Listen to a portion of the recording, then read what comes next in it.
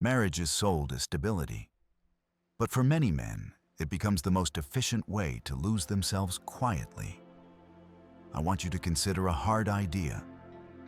Not every prison has bars. Some come with a mortgage, a ring, and applause from society. Men are told that commitment will complete them, that sacrifice will be rewarded, that responsibility will bring respect. Yet an increasing number of men are discovering the opposite. The more they give, the less they matter. The more they provide, the less they are seen. This isn't about bitterness. It's about clarity. About finally naming a pattern that has been normalized for so long that most men blame themselves instead of the structure trapping them.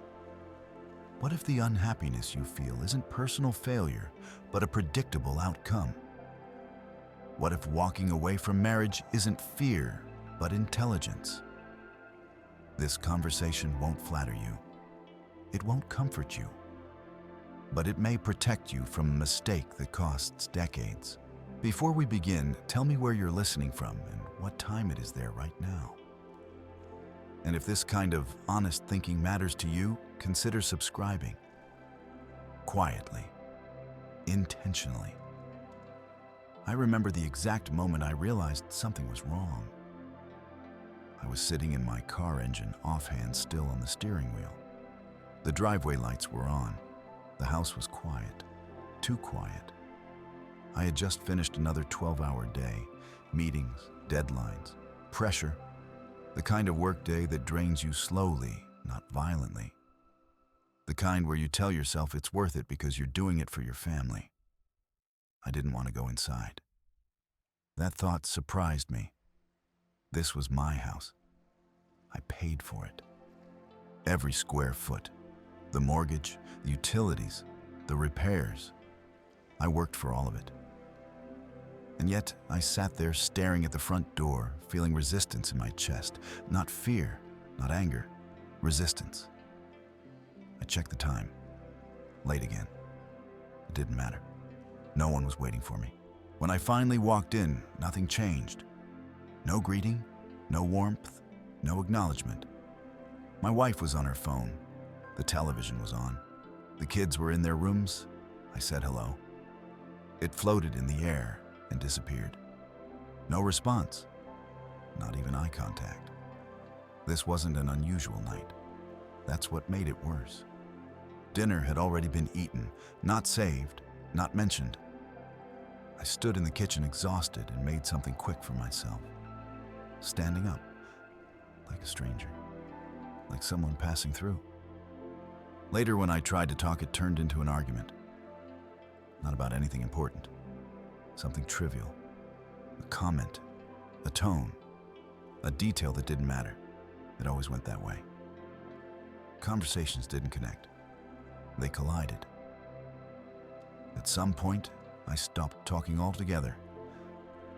Lying in bed that night, I stared at the ceiling and asked myself a question I had never expected to ask. How did I get here? I did everything I was supposed to do. I went to school, I built a career, I worked hard, I stayed loyal. I provided, I showed up. I believed that marriage was the reward for discipline, that building a family was the mark of success, that if I did my part, fulfillment would follow. That was the deal. At least that's how it was presented. But the reality didn't match the promise. Months had passed since my wife last touched me with any interest, not just sex, affection, desire, initiation. I tried not to think about it. I told myself it was stress, life, normal phases. That's what everyone says. But deep down, I knew the truth. I wasn't wanted. I was needed. There's a difference.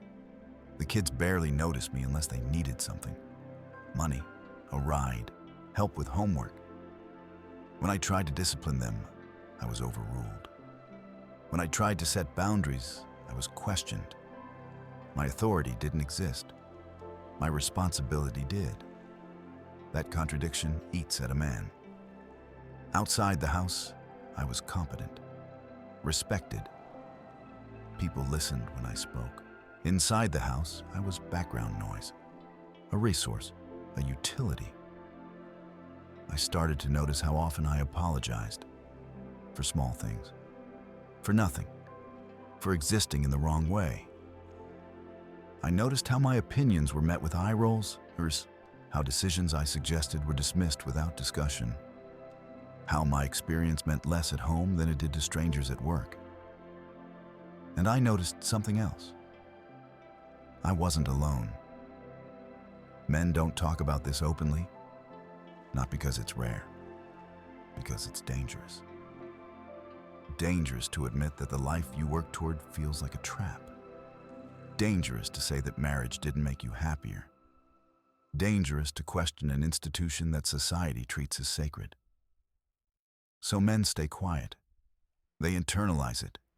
They assume they failed, that they weren't good enough husbands, that they didn't communicate well enough, that they needed to try harder. I believed that too, for a long time. But the pattern was too consistent to ignore. I looked around. Friends, colleagues, men my age. Same story. Long hours, financial pressure, emotional distance at home, sexless marriages, constant criticism, no authority, no appreciation, different houses, same dynamic. That's when a more unsettling question surfaced. What if this isn't a personal problem? What if it's structural? What if modern marriage isn't broken by accident, but by design? That thought made me uncomfortable. It went against everything I had been taught. Marriage was supposed to be partnership, support, teamwork. That's what the brochures say. That's what movies show. That's what people celebrate. But lived reality told a different story. I wasn't treated like a partner. I was treated like an employee. One who never clocks out, one who can be criticized freely, one whose value is assumed and therefore invisible. And the hardest part wasn't the workload. It was the lack of respect. Men are conditioned to endure, to push through, to carry weight without complaint. I did that for years, but something in me started to shut down. Slowly, quietly. I stopped looking forward to coming home. I stopped initiating conversations. I stopped expecting intimacy. Not because I didn't want it, but because wanting it hurt. There's a particular kind of loneliness that only exists inside a marriage. Being physically close to someone who is emotionally checked out. Being legally bound to a life where your presence doesn't matter. That loneliness changes you. I began to understand why so many men sit in their cars after work, why they take the long way home, why they stay late at the office even when there's nothing left to do. It's not laziness. It's avoidance. Avoidance of a place that no longer feels safe for the psyche. Society tells men this is the price of responsibility, that this is maturity, that sacrifice is noble even when it's one-sided. But no one asks what happens to a man when sacrifice becomes his entire identity.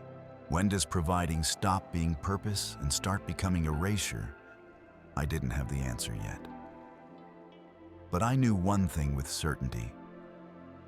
Whatever marriage had become, it wasn't what I was promised. And the more I looked at it honestly, the clearer it became that this wasn't about my wife, or my kids, or even my specific situation. It was about a system that takes a man's effort for granted, strips him of authority, and then wonders why he feels empty. That realization was the beginning of something irreversible.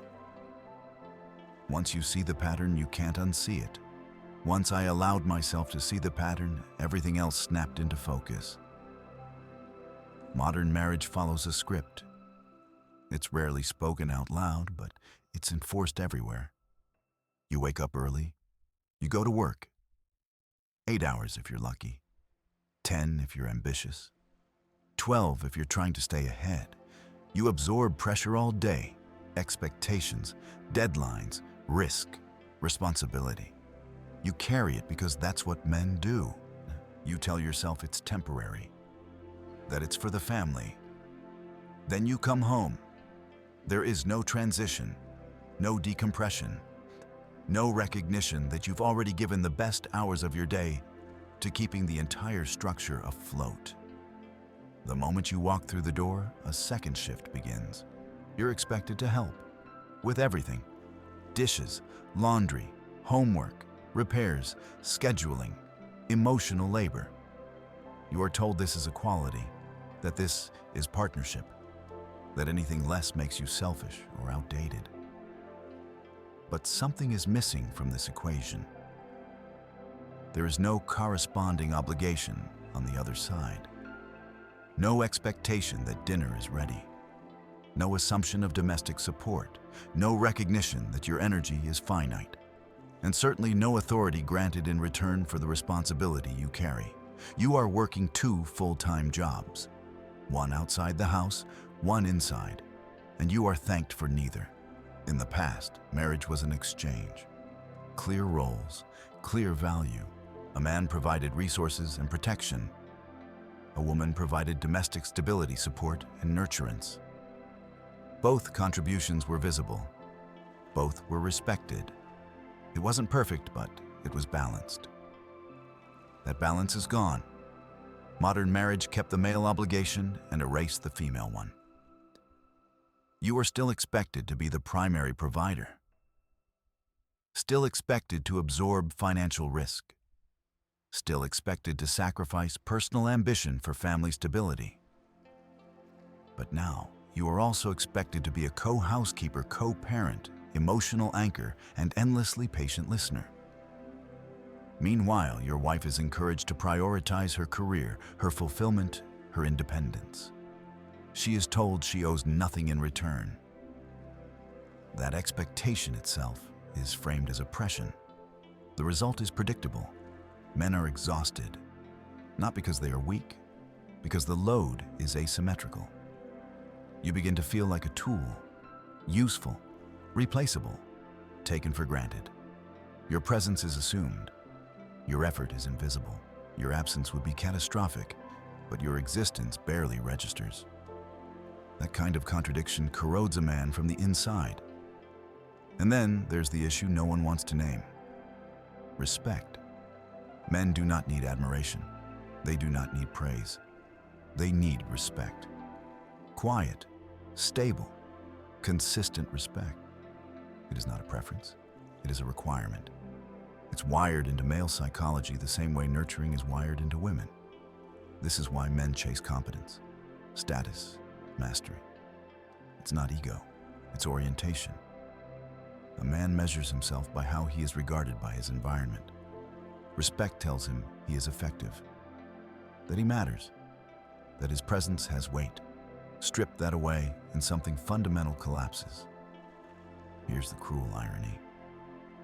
Marriage is supposed to be the one place where respect is guaranteed, the place where your contribution is seen, where your judgment is trusted, where your role is acknowledged. Instead, for many men, it becomes the place where they are least respected. Your opinions are questioned reflexively. Your decisions are second-guessed. Your experience is discounted, not through open hostility, but through subtle dismissal. Eye rolls, sighs, corrective tones, public contradictions, private contempt. You are not treated like a partner. You are treated like a liability that must be managed. I remember suggesting we delay a large purchase. It was a practical decision. Cash flow, timing, risk. I had spent years building that understanding. The response wasn't discussion. It was dismissal, a look, a comment implying I didn't understand the family's needs. That moment stayed with me because I realized something. If I spoke that way to my boss, I'd be fired. If I spoke that way to a client, I'd lose the account. Everyone understands that respect is required for functional relationships, except in marriage. Their disrespect is normalized, even encouraged. Women are told to stand up to their husbands, to not let a man lead, to assert independence at all costs. These messages sound virtuous on the surface, but translated into behavior, they often mean one thing: undermine his authority. This isn't accidental, it's cultural conditioning. Turn on any show, any movie, same script. The father is incompetent, the husband is clueless, the man-child who can't be trusted. The woman is the capable one, the decision maker, the adult in the room. It's repeated so often that it becomes invisible. The message sinks in early. Men cannot be trusted with authority. Male leadership is dangerous. Control is abuse. Direction is domination. But authority is not domination. Authority is responsibility. When you remove a man's authority, you don't make the household safer. You make it weaker. Because you leave him responsible for outcomes he has no power to influence. He is expected to provide, but not decide. Protect, but not set rules. Lead in name, but not in practice. That is psychological sabotage. It's like naming someone the captain of a ship and then taking away the wheel. When it crashes, you blame him. This is why so many married men feel helpless, frustrated, angry without knowing why. They are being held accountable without being empowered. Over time, that imbalance does damage. You stop offering ideas because they're dismissed. You stop asserting boundaries because they're challenged. You stop engaging because engagement only leads to conflict. You withdraw, not because you don't care, but because caring has become costly. Modern marriage doesn't fail men loudly. It erodes them quietly, day by day, through small indignities that are never addressed, through a structure that demands everything and returns nothing essential.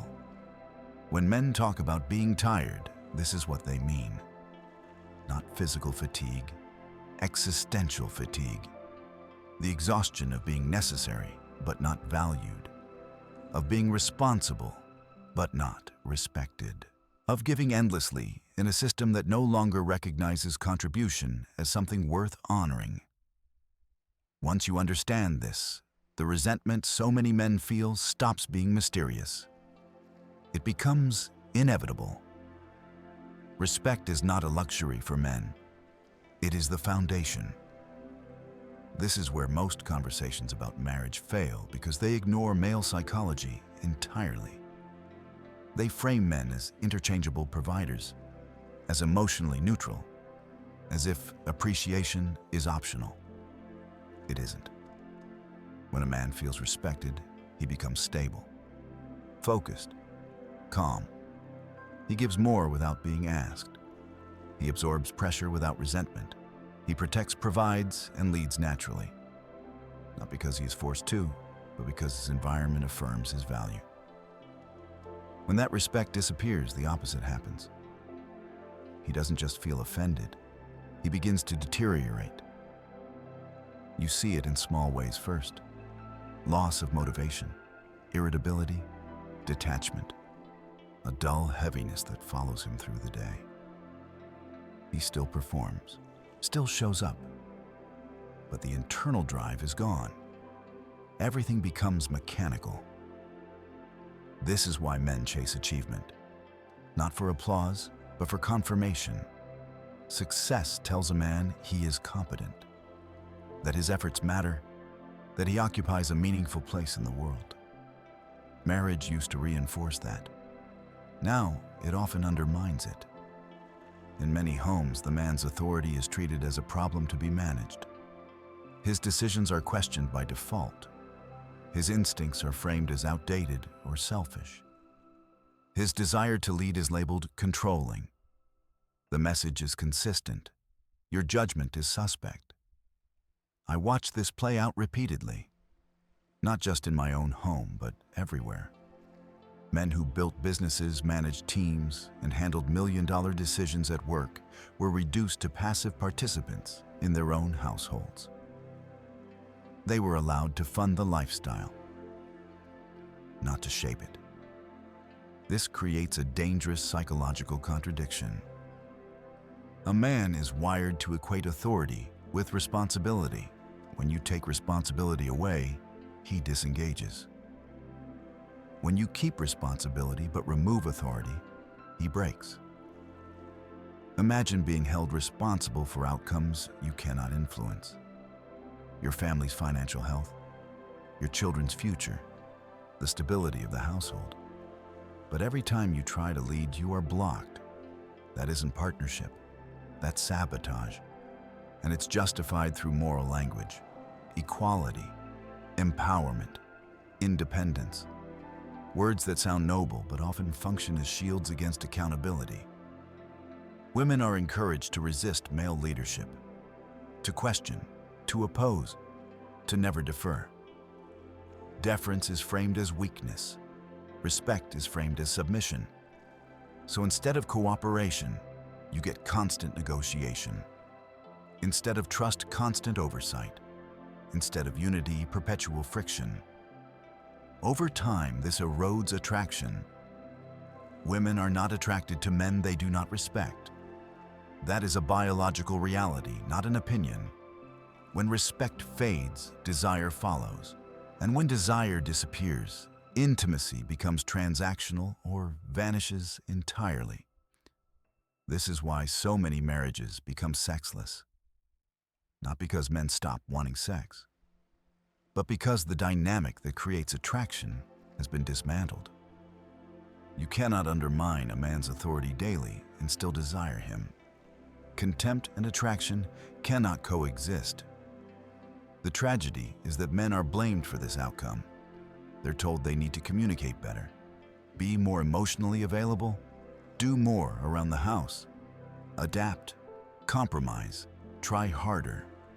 Rarely does anyone ask whether the structure itself is broken. I tried everything that was recommended. I listened, I adjusted, I softened my tone. I apologized. I shared feelings I didn't even have words for.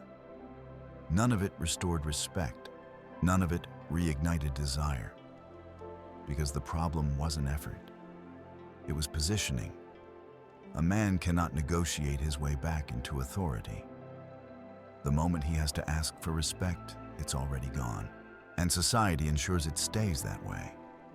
Look at how male authority is portrayed. Not just in entertainment, but in everyday discourse. Any man who asserts leadership in his home is viewed with suspicion. He must justify himself, prove he isn't abusive, demonstrate constant restraint. Meanwhile, women are encouraged to assert without restraint. Their dissatisfaction is framed as growth, their anger as empowerment, their contempt as independence. This double standard poisons relationships. It teaches women that male authority is inherently illegitimate, and it teaches men that self-respect is dangerous. The result is a generation of men who second-guess themselves constantly, who hesitate to speak, who retreat emotionally, who learn that silence is safer than leadership. This doesn't create harmony. It creates emptiness. A home without male authority is not peaceful. It's directionless. Decisions are made, but no one owns the consequences. Children sense the imbalance. They learn who can be challenged and who cannot. They internalize disrespect early, and the man absorbs it all. He becomes quieter, smaller, less present. Not because he wants to disappear, but because the system has trained him to. This is the psychological cost no one talks about. Chronic disrespect doesn't just hurt feelings, it reshapes identity. A man who is consistently undermined begins to doubt his own competence. His confidence erodes. His sense of purpose weakens. Over time, this leads to depression, not sadness. Depression, the clinical kind, loss of interest, emotional numbness, withdrawal, hopelessness. And society misses it entirely. Because men don't cry about disrespect. They endure it until they can't. This is why so many men feel like passengers in their own lives. They're present but not engaged, responsible but powerless, expected to perform without influence. Once you understand how central respect is to male psychology, modern marriage starts to look less like partnership and more like systematic erosion. A structure that demands male responsibility while denying male authority cannot produce healthy men. And unhealthy men cannot produce healthy families. That isn't opinion, it's consequence. Once male authority is removed, something subtle but destructive takes its place. Confusion. Not chaos. Confusion. The kind that spreads quietly through a household and seeps into a man's mind. He is told he is equal yet treated as inferior. He is told his voice matters yet ignored. He is told he is responsible yet denied control. The rules are never stated clearly, but they are enforced consistently. This is not accidental. Modern culture has engaged in a long-term project to eliminate male authority from the home, not through laws alone, but through narrative, through repetition, through conditioning that begins early and never stops. Boys are taught that their instincts are dangerous, that leadership is aggression, that decisiveness is control, that wanting respect is insecurity. By the time they reach adulthood, many men are already apologizing for traits that once defined masculinity. Girls, meanwhile, are taught the inverse, that resistance is strength, that defiance is independence, that cooperation with male leadership is submission. They are encouraged to challenge authority reflexively, especially when it comes from men. This dynamic doesn't create balance, it creates opposition. By the time these two perspectives meet in marriage, the outcome is predictable. Any attempt by the man to lead is framed as domination. Any attempt to set boundaries is labeled control. Any desire for authority is treated as a threat. So men adapt. They pull back, not because they don't care, but because every attempt to engage comes with punishment. Arguments, accusations, emotional withdrawal. The message is clear. Stay in your lane. But the lane is undefined.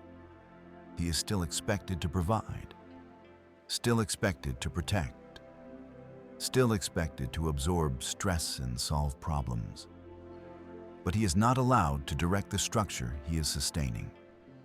This creates a paradox that is psychologically destabilizing. Responsibility without authority is a recipe for resentment. Authority without responsibility creates tyranny. Healthy systems require both. Modern marriage removes one and overloads the other. The man becomes a passenger, a silent investor, funding decisions he did not make, supporting priorities he does not share, living in a house where his presence is tolerated, not honored. And the culture applauds this. Turn on a sitcom. The husband is incompetent. The father is clueless. He forgets appointments. He makes messes. He needs supervision. The wife corrects him. The children roll their eyes. It's played for laughs, but the message is deadly serious. Men cannot be trusted. This programming is relentless. It teaches women to see male authority as something to overcome. It teaches children to dismiss their fathers. And it teaches men to doubt themselves. Over time, the man internalizes it. He stops asserting, stops correcting, stops offering solutions. Not because he lacks them, but because he's learned they aren't welcome. This is when the psychological damage deepens. A man without authority becomes disconnected from outcome. He still cares, but his care has no leverage. He watches decisions unfold that he knows will end badly, but he's learned that speaking up only creates conflict. So he goes quiet. Silence becomes survival. And then society looks at him and calls him emotionally unavailable. The irony is unbearable. This dynamic also explains why modern marriages are filled with constant low-grade conflict. Without clear leadership, every decision becomes a negotiation. Every choice becomes a debate. Nothing is settled. Nothing is final. That constant friction drains energy. It turns daily life into a series of small battles. Over money, over parenting, over schedules, over priorities. No one feels secure. And because men are wired to seek order and direction, so this chaos hits them especially hard. They are built to carry weight, not ambiguity. To solve problems, not circle them endlessly. When that drive is blocked, it turns inward. This is where many men begin to detach emotionally, not as punishment, as self-preservation. They stop sharing, stop engaging, stop hoping. And that withdrawal is then used as evidence that they are the problem. The system is perfectly designed to blame the man for his own erosion. This becomes even more brutal when conflict escalates. If a man raises his voice, he is aggressive. If he insists on boundaries, he is controlling. If he resists, he is abusive. The labels are ready, and once applied, they stick. Men learn quickly that asserting authority carries severe social penalties: divorce court, reputation damage, loss of access to children, financial ruin. So they comply. Not willingly, strategically. They endure disrespect to avoid destruction. This is not empowerment. It's coercion. And it produces men who are hollowed out, present in body, absent in spirit. The removal of male authority also damages women and children, though that is rarely acknowledged. Without a stable leader, anxiety increases. Decisions feel heavier. Responsibility becomes diffuse. No one feels truly safe because no one is clearly in charge. Children sense this immediately. They test boundaries. They challenge rules. They learn who can be pushed. Often it's the father. When a child sees their mother override their father repeatedly, they internalize a hierarchy. The father becomes optional. His authority symbolic, his role diminished. That wound cuts deep, not because of ego, but because fatherhood is one of the few roles where men are biologically oriented toward long-term sacrifice. When that role is undermined, men lose one of their strongest sources of meaning. This loss accumulates. Years pass. The man becomes quieter, less expressive, more withdrawn. He functions, but he does not flourish. He is praised for endurance, not fulfillment.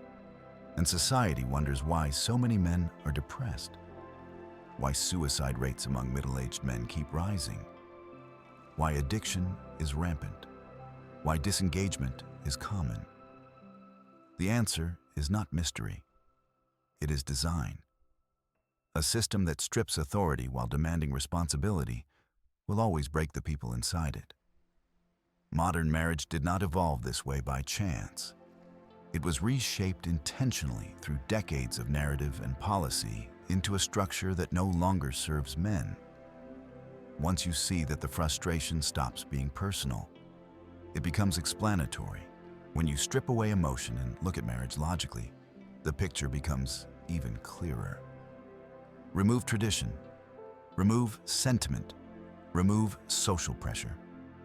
What remains is a contract.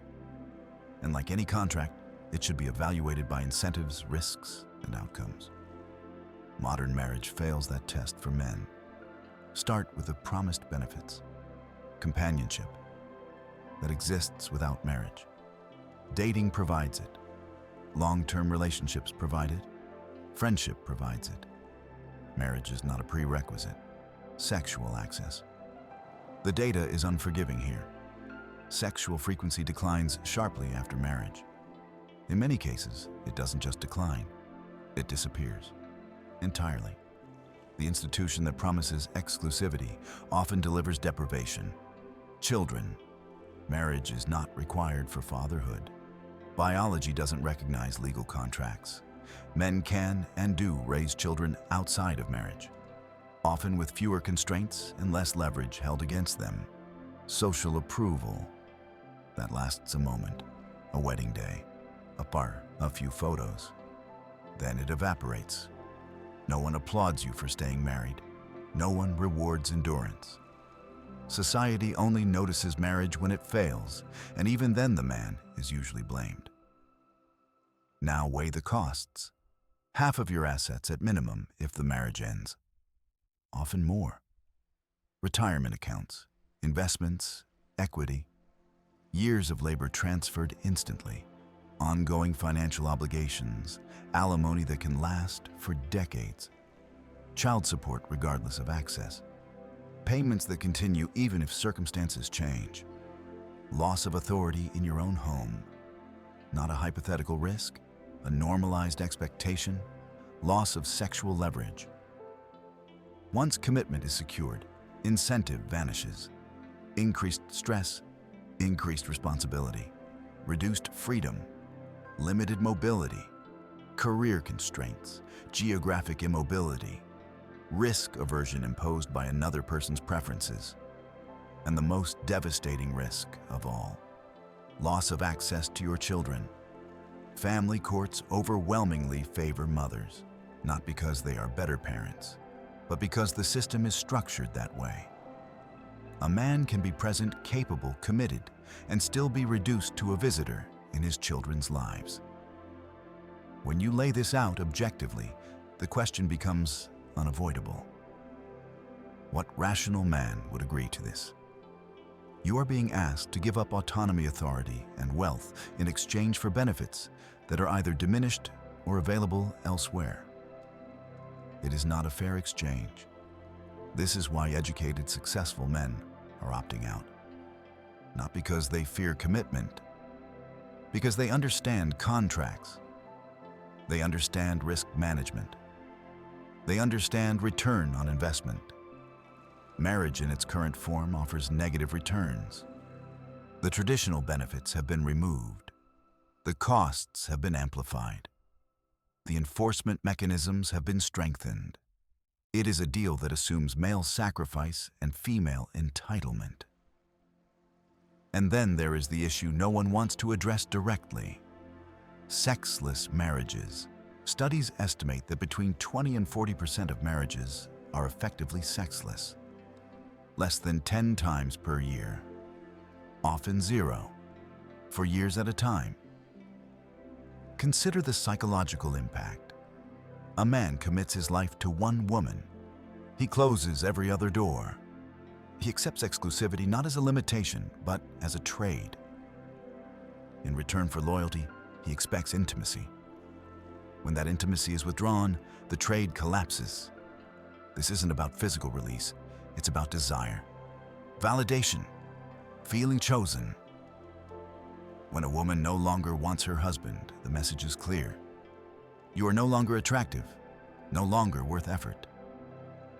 That message strikes at the core of male identity. And yet, the man is trapped. He cannot leave without punishment. He cannot seek fulfillment elsewhere without condemnation. He cannot even express frustration without being labeled selfish or entitled. So he endures. He tries to fix it. Communication, therapy, date nights, emotional labor, self-improvement. None of it restores desire. Because the problem is not behavior. It is incentive. Once a woman has legal security, financial backing, and social protection, there is no structural incentive to maintain attraction. Desire requires effort. Effort requires risk. Modern marriage removes risk entirely. Why maintain attraction when exit is costly for him and safe for her? This is not a moral judgment. It is an incentive analysis. And incentives drive behavior far more reliably than intention. Society refuses to acknowledge this. Instead, it frames male frustration as entitlement. It tells men they are not owed intimacy, that they should be grateful for companionship.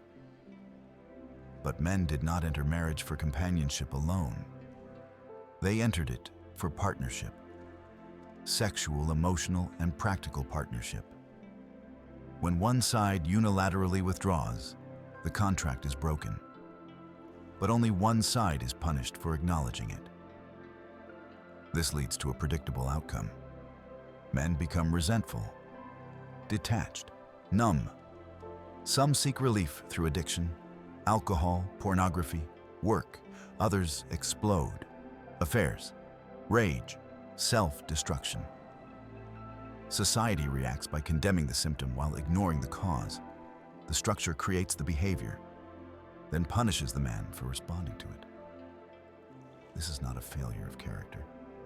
It is a failure of design. The same logic applies financially. Marriage exposes men to catastrophic downside with no cap, no insurance, no exit strategy. One decision often made in early adulthood can dictate decades of obligation. No business would accept that risk profile. No investor would sign that contract. Yet men are expected to do so emotionally, legally, and financially, under the promise that love will make it worthwhile. Love does not override incentives. It never has. This is why marriage rates are collapsing among men who have options. They see the numbers. They hear the stories. They watch colleagues get destroyed financially and emotionally, and they choose differently, not out of bitterness, out of clarity. Once you analyze modern marriage without sentiment, the conclusion becomes uncomfortable but unavoidable. It is a high-risk, low-reward institution for men, a contract that offers diminishing returns and escalating penalties, a system that assumes male sacrifice as a given and treats male well-being as expendable. Men are not opting out because they are broken. They are opting out because they are paying attention. One of the most damaging realities of modern marriage is the one least discussed in public: the disappearance of sex, not the gradual slowing that comes with age, not temporary droughts caused by illness or stress, but long-term, open-ended sexual absence that becomes the norm rather than the exception. When men talk about this privately, the stories are disturbingly consistent. Months without intimacy, years without desire, initiation that is met with indifference or irritation, affection reduced to obligation if it exists at all. This does not just frustrate men, it destabilizes them.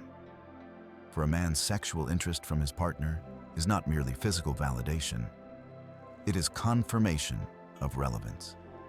It tells him he is still chosen, still desired, still valued beyond utility.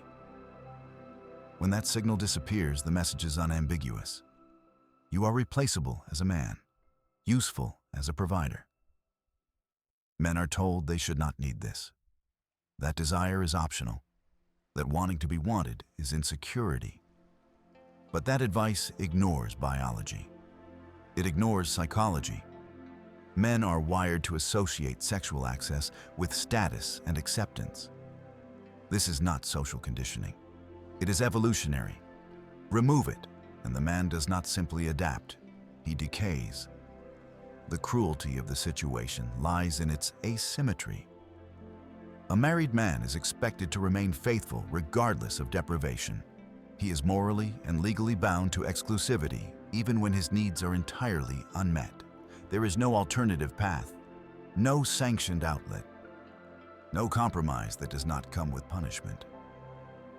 He is expected to accept celibacy as the cost of commitment. Many men attempt to resolve this through communication. They express needs carefully. They lower expectations. They seek counseling. They try to become more attentive, more helpful, more patient. This almost never works, because the problem is not communication, it is leverage. Desire cannot be negotiated. It emerges from attraction, polarity, and respect. And those elements have been systematically dismantled by the structure of modern marriage. When a woman has complete security and no meaningful risk of loss, effort declines. Not because she is malicious, but because effort follows incentive. Once the contract is signed, the motivation to maintain desire erodes. Men are then blamed for the result. They are told they have let themselves go, that they are emotionally unavailable, that they are not romantic enough. Each accusation moves the goalposts further away. The man internalizes the failure. He begins to see himself as unattractive, undesirable, defective.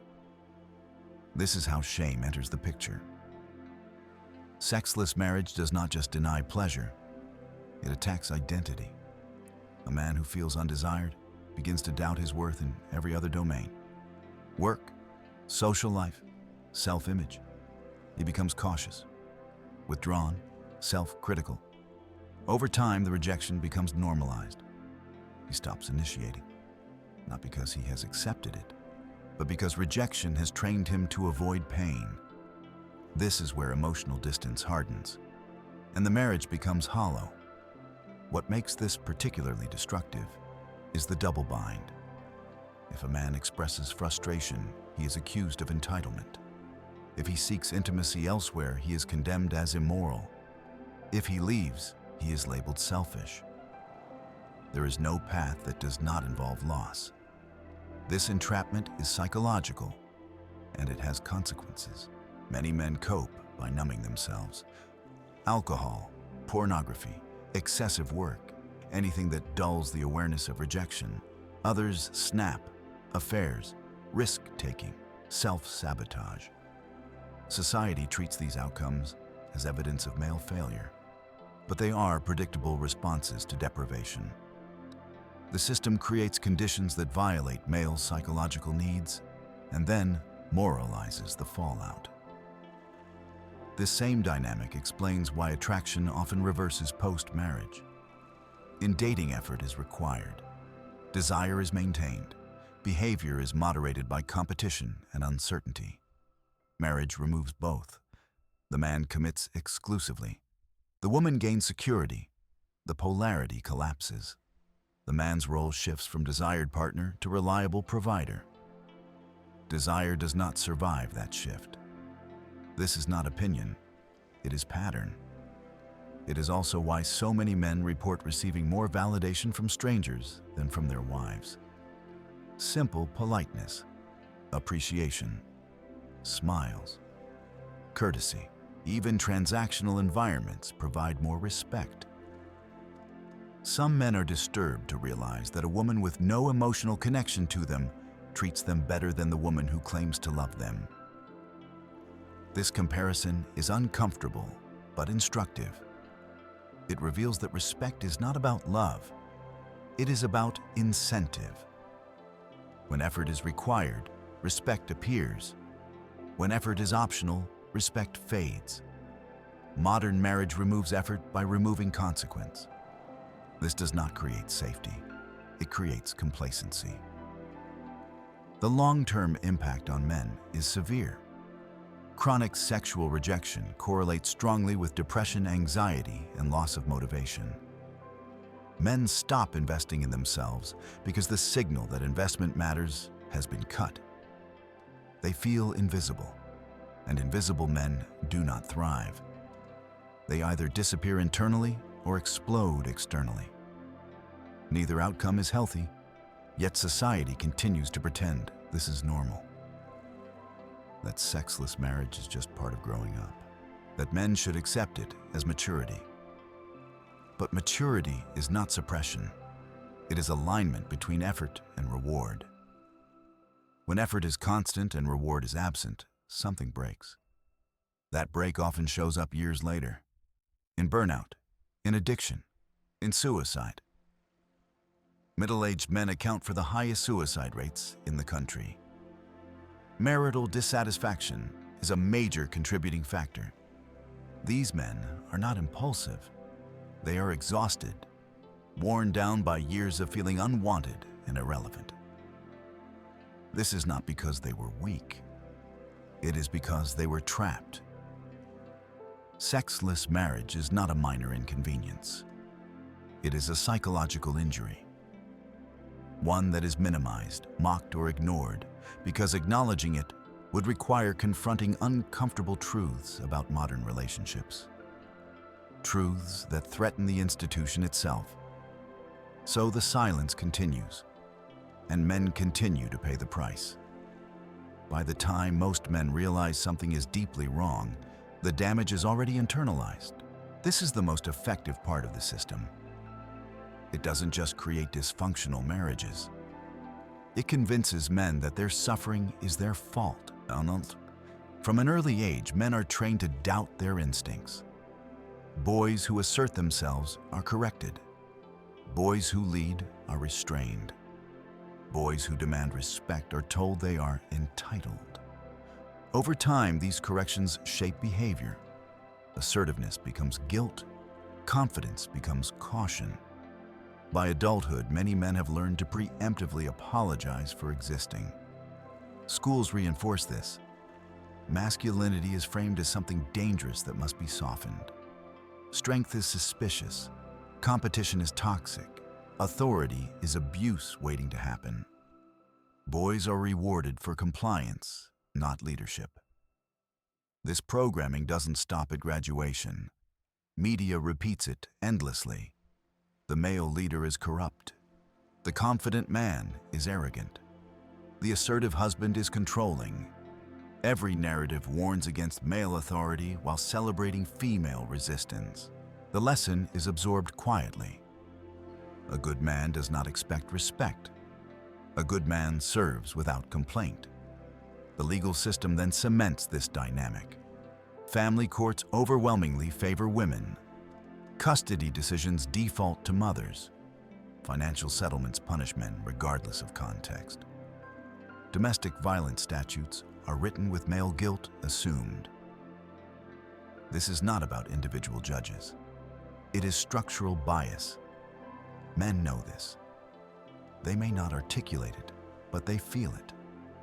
They understand that any conflict carries disproportionate risk, that asserting boundaries can be interpreted as aggression, that defending themselves may cost them everything. So they retreat, not because they are weak, because they are rational. This is how a man becomes psychologically castrated, not through force, but through consequence. He learns that silence is safer than honesty, compliance safer than leadership. And this internal retreat has devastating effects. Men begin to accept disrespect as normal. They tolerate contempt. They rationalize neglect. They lower expectations until they no longer recognize themselves. This is how chronic depression forms. Depression in men rarely looks like sadness. It looks like numbness, withdrawal, irritability, loss of purpose.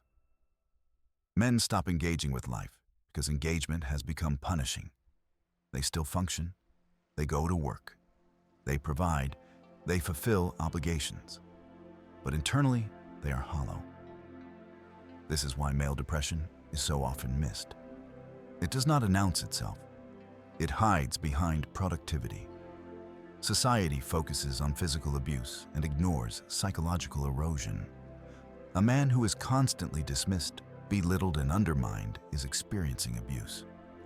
Not episodic, chronic, and chronic abuse reshapes the brain. Over time, the man's motivation system shuts down. Dopamine decreases. Initiative disappears. He feels tired no matter how much he sleeps. Hopeless no matter how successful he appears. This is not speculation. It is well-documented psychology. Yet society denies it. Instead, men are told to talk more, to open up, to be vulnerable. But vulnerability without safety is exposure.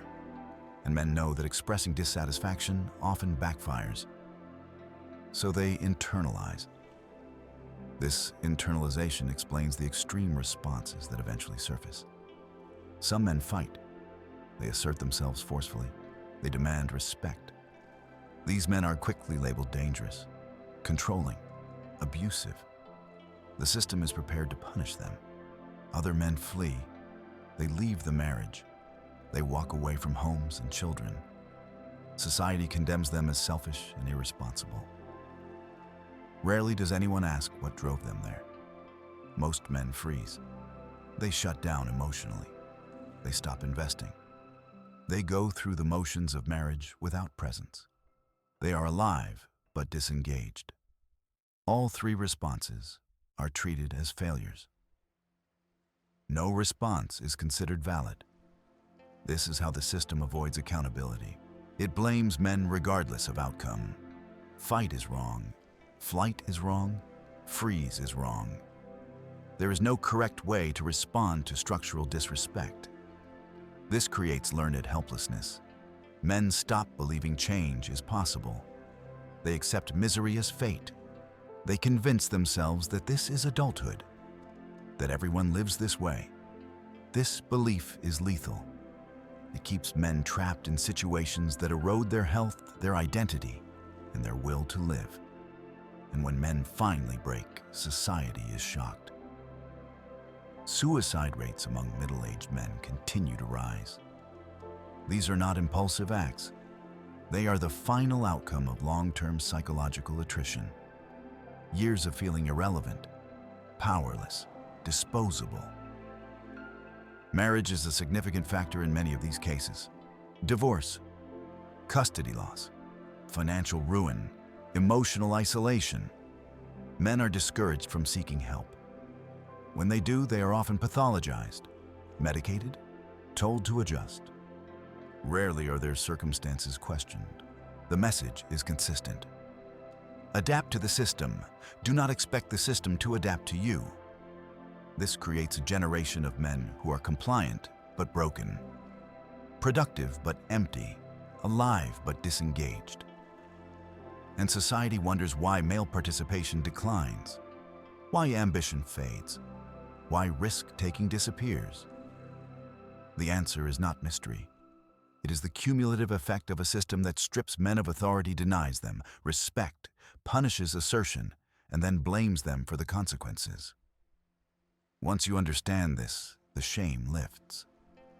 Not because the situation improves, but because the self-blame ends.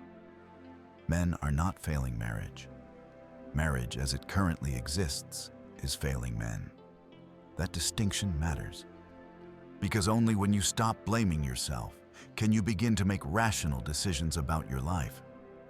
When a man is placed in a system that denies him authority, withholds respect, and offers no safe exit, his psychology does not remain neutral. It reacts. Predictably, there are only three responses available to a human being trapped in an impossible situation: fight, flight, or freeze. Modern marriage pushes men into one of these three outcomes, then punishes them for whichever one they choose. The first response is fight. Some men reach a breaking point and attempt to reclaim authority through confrontation. They argue. They demand respect. They set boundaries forcefully. They insist on being heard. From their perspective, they are trying to restore balance, to correct something that feels fundamentally wrong. But the system does not interpret it that way. Male assertion has already been framed as dangerous. Any attempt to lead is viewed through a lens of suspicion. Raised voices become aggression. Firm boundaries become control. Disagreement becomes emotional abuse. These men are quickly labeled. Once that label is applied, the outcome is almost guaranteed. Social isolation, legal vulnerability, divorce proceedings where the narrative is already written. He is no longer a man trying to save his dignity. He is a threat that must be contained. The fight response rarely ends well. The second response is flight. Other men leave. They walk away from the marriage entirely, sometimes abruptly, sometimes after years of silent endurance. From the outside, it looks like abandonment. Society rushes to judgment. Deadbeat, coward, commitment phobic.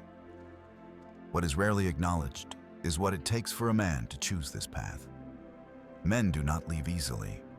They are biologically oriented toward responsibility, toward staying, toward enduring hardship for the sake of family. When a man walks away, it is almost always after years of psychological erosion. Flight is not freedom. It comes with severe costs: loss of daily access to children, financial devastation, social condemnation, loneliness, guilt that never fully fades. Many men choose flight not because they want to escape responsibility, but because staying has become unbearable. Because the environment has become psychologically toxic. They are not running toward pleasure. They are running from destruction. The third response is freeze. This is the most common outcome and the most invisible. The man stays physically present but emotionally absent. He stops arguing, stops asserting, stops caring about outcomes. He goes to work, pays bills, performs duties, but his spirit has withdrawn. He becomes quiet, passive, indifferent. From the outside, this looks like compliance. From the inside, it is collapse. Freeze is a survival response. When fight is punished and flight is too costly, the nervous system shuts down. The man disconnects from emotion to reduce pain. This is where marriages truly die. There is no conflict, no drama, just emptiness. The man is accused of being emotionally unavailable, of not trying, of giving up. No one asks why he froze. No one traces the years of dismissed concerns that led here. Society treats all three responses as moral failures. Fight is abusive. Flight is irresponsible. Freeze is weak. There is no acceptable response to a system that is itself broken. This is the most insidious part of modern marriage. It offers men no path that preserves dignity. Every option comes with punishment. Every outcome confirms the narrative that men are the problem. And because men internalize responsibility, they believe it. They assume they failed, that they were insufficient, that they didn't try hard enough. They do not see the structure. They see only themselves. This is how the system sustains itself, by ensuring that men blame themselves instead of questioning the framework. Over time, this creates learned helplessness. Men stop believing that change is possible. They accept dissatisfaction as adulthood. They normalize misery. They tell themselves this is just how life works. This belief is devastating. It drains ambition.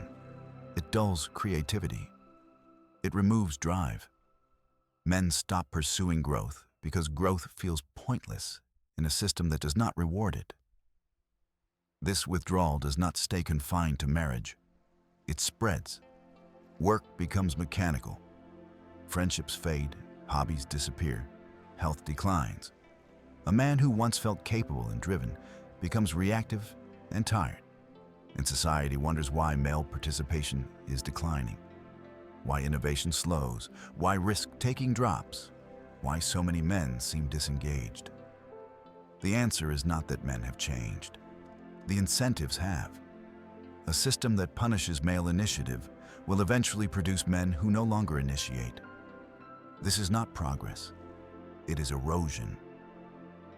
The tragedy is that this outcome is entirely predictable. When you deny authority, remove respect, eliminate incentive, and close exits, you do not get harmony. You get resignation. And resignation is not stability. It is decay. Men are not built to live without purpose. When they cannot find meaning in their home, they seek it elsewhere. Sometimes in work, sometimes in isolation, sometimes in self-destruction. The rising rates of addiction, depression, and suicide among men are not isolated phenomena. They are connected. They are the downstream effects of long-term psychological containment.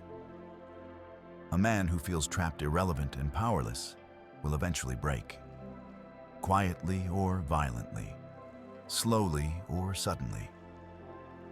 The system then reacts with shock, but the warning signs were always there. Men sitting in silence, men withdrawing emotionally, men losing interest in life, men avoiding commitment entirely. These are not anomalies. They are signals. Signals that something fundamental is wrong with the structure we keep insisting is normal. Until that structure is questioned, the outcomes will not change. Men will continue to fight, flee, or freeze, and society will continue to condemn them for responding like human beings. Understanding this does not make the situation easy, but it makes it clear. And clarity is the first step toward reclaiming agency. What I want to leave you with is not anger and not fear. It's responsibility of a different kind.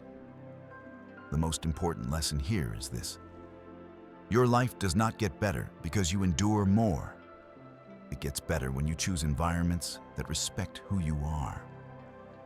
Endurance without dignity is not strength. It is slow self-erasure.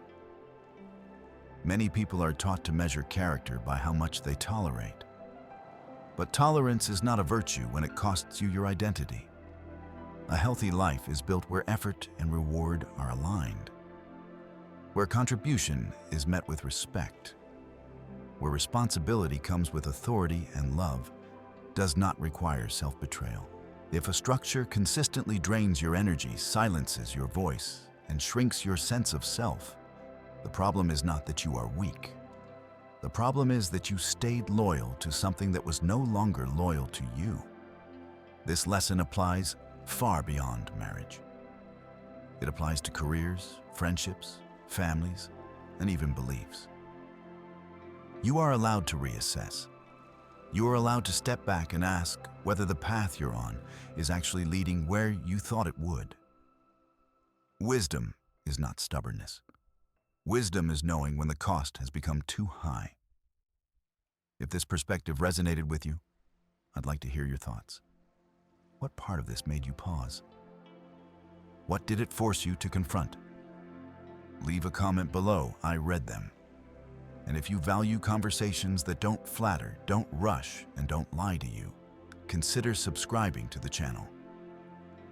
Not out of impulse, out of intention.